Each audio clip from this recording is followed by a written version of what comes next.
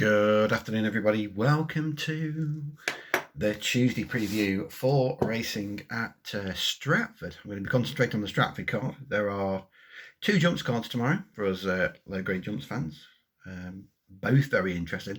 I won't go through the Perth card. I have written up all comments, though, on the Sporting Life website. So if you want to know my thoughts on the Perth card, get yourself over to the Sporting Life race cards, Perth. It's all in there. There are some interesting ones, actually. I'm sort of waiting for some prices to come up, as I am really for this Stratford card tomorrow. We've got 9 races to 8 effectively. There's a bump at the end of the card which I've not really got a lot of interest in, and there's one race in the middle of the card that I can't see an angle into. But other than that, we'll go through it. 12:50, kicking off with a juvenile hurdle over 2 miles, where Iconic, who has won the, I think I'm right saying, the only 2 juvenile hurdles that we've had so far this season. Apologies if I'm wrong, but I think they've been the only 2. One at Newton Abbot and then one at Bangor. I thought Iconic, she did really well at Bangor, because I thought Soldier on Parade, getting the penalty off of her, would probably beat her. I thought she was the better horse on the flat, and as long as she jumped. But actually, she soon put Soldier on Parade in her place. Her jumping's been her key asset. She's just looking a different horse with 8 flights of hurdles. She's one of these that, moderate on the flat, stick 8 flights and suddenly look a different horse. She's got a slightly harder task tomorrow, because now she's got to fight 2 off. She's got Bannister of Tom George's. Tom's not got going yet this season, and the fact that the HUD's now on Bannister after one go sort of worries me a bit. That's not a good sign. But probably more interest is King Creek of Alan King's, who is your typical sort of Alan King 60-70 rated horse from the flat that he'll transfer over when the time comes. And you can almost sort of guarantee this has been well scored, had a couple of runs on the flat in June, July, perfectly acceptable runs in the context of this race, and effectively is Iconic's got 2 penalties to carry for the 2 wins, but gets 7 back off being a filly. So Iconic does have a double penalty to carry. I think she might have a job on again, but as I say, her jumping is a key asset. Price will be everything. I'll look at the prices and I'll make a decision whether I'm having a bet or not come the time. And then we come to one of the most fascinating novice chases I've ever seen at 120, and I'm saying that for all the wrong reasons.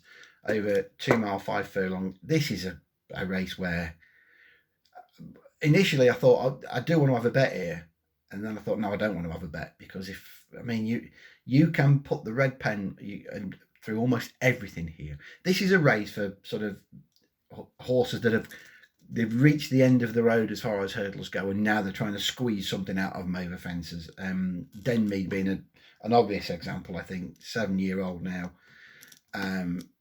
Perfectly capable over hurdles, but I've never looked at him and thought, he definitely wants fences. Exit Plan just doesn't look good enough. But at least has, some sort of chasing pedigree to him, so he could improve. Haul Away, you go back 18 months and a bit more, and this horse was only getting beaten 5 lengths by Paisley Park in a handicap at Aintree. The worry is that we've only seen Haul Away once since November 2018. That was when 4th to Irish Row at Aintree in May of last year. And Haul Away definitely has his own ideas about the game. Those of you with good memories will remember him virtually chucking one away at Fontwell. He hung right off the bend before he came back to win. He's definitely quirky, and the fact that, as I say, we've seen him once in 18 months is a concern. Leon Cavallo, another one, 8 years old now. He's only 8, seems to have been around for years and years. And I just think he's another one of these that he's a good 130, 140 horse all day long. You know where you are with him, but hardly bred to jump fences. And you can say the same for West Coast Flyer as well, who's related to a load of sort of mile and a half flat sorts. You've got YCCS Porto Servo, who should jump a fence at least, and he's only 5. He almost sort of picks himself by default here, YCCS Porto Servo. He was a bit keen a couple of times last year, but once he improved quite a bit when they put the hood on. And then you've got Oscar Reza on the bottom. He's one of the most disappointing sorts. I really thought she would be challenging for top honours at one point in the mares division, and she just never really went on from being a novice. And I don't think she's got the scope for fences. I could be wrong. I hope I'm wrong, because I do like her a lot, but she's just not gone on for me. So you almost got YCCS Porter Servo picking itself almost by default here. We'll see what price again. So it's all, everything's price dependent. 155 novice hurdle, where you've only really got, well, so you've got a couple. You've probably got 3, maybe 4 to concentrate on. The interesting pair are Now Children, first run for Ollie Greenall. Bit disappointing, and only start last year when beaten by Book of Invasions, but that's probably not a bad effort in truth. And the really interesting one is probably your Bass, or your Base, depending on how you want to pronounce it, who was a good 90 rated sort on the flat. Disappointed on the only start at Doncaster, but has had a wind up since then, and like a few of Ben Paulins, it may well bounce back and run better after a break, after a wind up. Not really a race I particularly want to get involved in, I don't think. The 230 is my sort of a race, 2 mile 1 handicap chase for 0 to 115s, and there are 2 interesting ones here. The first one that caught my eye was Atlantic Storm, who was a course and distance winner around here last September for a mark of 112. Somehow, only 5 runs later, Atlantic Storm's a pound lower of 111. And ran really well in a better race than this at Southwell on the first day of the month, and he got beaten 6 lengths by Isaac Wonder. Reproduction of that surely takes him close, and handicapper most generously has dropped him from 114 to 111 for that. This is his Gold Cup, I've no doubt. Rob Summers doesn't have many winners. When he has one, it's in the summer. It's always June, July, August, September. If you concentrate on them 4 months and forget the rest of the year. So I think Atlantic Storm, this is definitely a race that he will have had in mind. And Royal Plaza as well, who's now back off the same mark as he won a handicap chase off at Worcester last September, 110. He's had 3 goes since then, and I think you can make excuses for all 3. I think at Exeter, he ran all right at Exeter actually, time after. He just a little bit out of his ground, and I think out of his depth of touch. And then he had 2 goes over 2 mile 5, first at Cheltenham in soft ground, and he was a million to win that. And then at Newton Abbot, and similarly, he just doesn't want 2 mile 5. So I'm happy to put the pen through those. So effectively, there are excuses for those 3 runs. That Newton Abbot run came on the 7th of July, and if you look at his overall form, he's a horse that improves no end for a run. Second, third time back seems to be the time to try and catch him. So, given he's already a course winner as well around here, he's back on the winning mark, and this will be run. He should get this run to suit. There are a couple of front runners in the race here. Deja Vu only knows one way, and that's to go from the front. I think Cesar de Gouet, they changed cheek pieces for blinkers with him, and I can see him going from the front as well.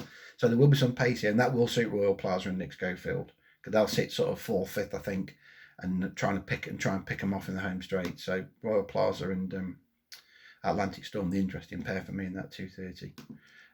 3 o'clock. Another interesting race actually. Should be run at a decent pace. 1 or 2 here that will go from the front. Cubs Win tends to wear her little heart on her sleeve. She's a joy to watch when she's on a going day. Cubs Winning. She doesn't have many off days, to be perfectly fair. So she's one of 2 that's likely to make the pace. I think Statuario was well down the bottom for Peter Bowen, but his horses still aren't. They're still not there yet. I think he's going to be, we're into August and September before Peter gets firing, I think. So you've got some interesting sorts in here, but I thought maybe this was the time. I'll mention Gunnery first, actually. I mean, you looked at Gunnery, and he was made favourite for a good class hurdle at Sandown last January. Maybe that came too quick on the back of his win at Doncaster the week before. They sort of tried to turn him out quick. But the Doncaster form hasn't worked out. It's not really worked out at all. And now he's off the new high mark has kicked in, and that's another £11 higher than when he got beat at Sandown. So I've got worries with Gunnery. And I wonder whether this might be the time to catch Innocent Touch, who, if you go back a couple of seasons, looks nicely treated now off 132. He loves Stratford. He's had 3 goes around Stratford, 1 around here a couple of times. Ground will be ideal for him. Trip will be fine. He'll get a decent pace to come off as well, and Richard Johnson back on board. He has gone well fresh in the past. His record's a bit mixed, but he has won fresh in the past. And I just think everything looks right for him tomorrow. He has his quirks. Yes, he has his quirks. But I mean, a lot of last season you can just write off. He had 3 goes over fences. Hated it. He hasn't really got the scope for fences, I don't think. And he just never really took to it. So you can forgive them quite easily. And then he was well beaten off at Newton Abbot. But if you concentrate on that last run, when we last saw him last October, when he was 3rd, give him weight. Give it a few pounds to Sebastopol. Now, when Sebastopol won that race at Wincanton, there was talk of him being a Greatwood candidate, and possibly from then on it was even whispered, given the turn of foot he showed that day, there was even sort of talk of him being an outsider for a champion hurdle. Well, it went a little bit west after that for Sebastopol.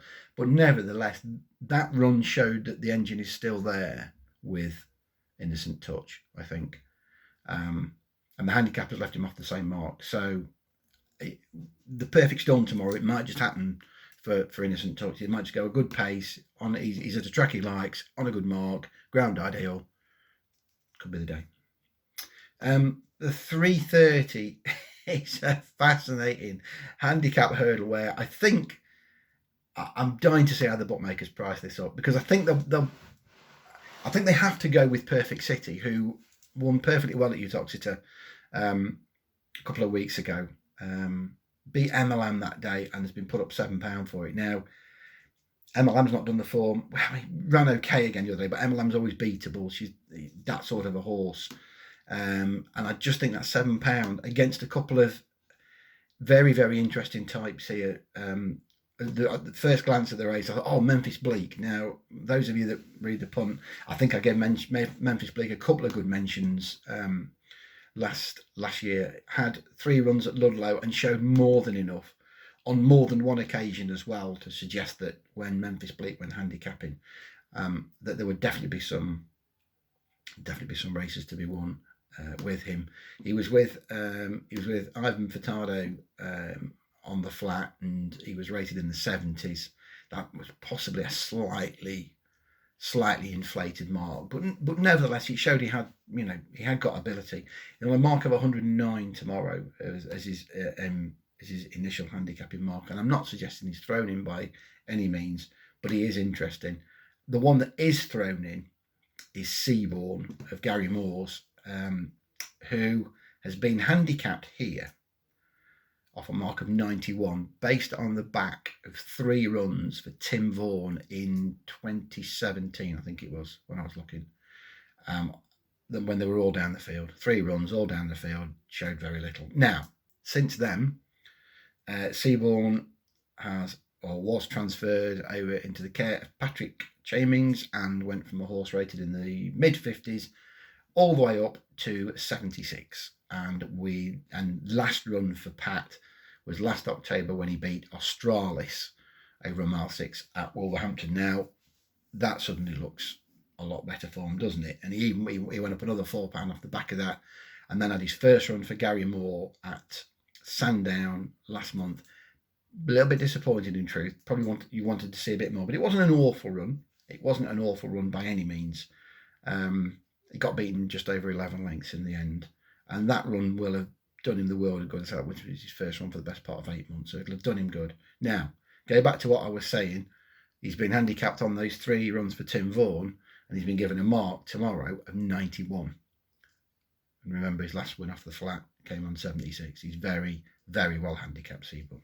If they can transfer his ability from the flat over hurdles, he probably is going to win this. He should be the one to beat, you would imagine. So it's just a case again of what price we're going to get. And Seabourn will be my main bet with the saver Memphis Bleak, because they're the interesting 2 against Perfect City, who I hope will make the market. The 4 o'clock is handicap hurdle. I've got no interest in whatsoever. I had a look through, tried to find an angle. There ain't one. The 4:30 is slightly more interesting. It's a 0 to 115 over 2 mile 6, and it's a very, very winnable race. Loads of these just just don't want to win a race, or are at the top end of their marks. You've got your Sussex Roads down the bottom. St Mirren might have been more interested at a shorter trip, but I don't think St Mirren wants 2 mile 7. Canny Tom doesn't win races. Battle of Ideas is moderate. One of Colin Tizard's more moderate horses. He's built for fences, but handicapper. He knows where he is with him. Royal Magic will always have a place in my heart for his toaster win at a massive price over hurdles. I did Daily Punt Readers a right good favour that day. I think we were living off the winnings a year later, but he's built for fences too, but he's got bits and pieces to prove. Mr. Cable was most disappointed at Market Race and went out like a light after a mistake. He's just not a horse I particularly trust. The interesting pair are Calendar Brise of Nigel Hawkes, who should strip fitter for a recent run of Toxter. Finished 6th and 9, got beaten 40 lengths that day, but it's better than it looks. Go back and watch the vid.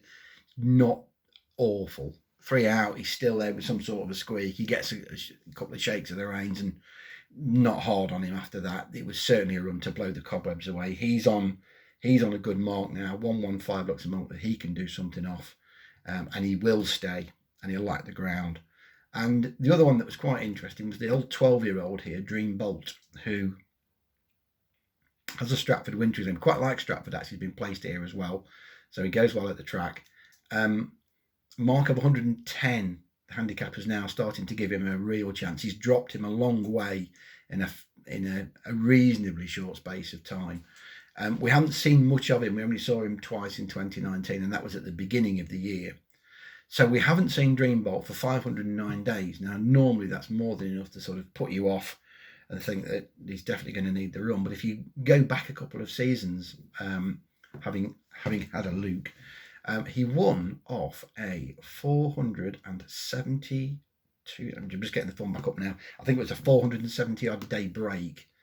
There we go. 8th of January 2017. Now, admittedly, he was a younger horse then, and he was much more in form.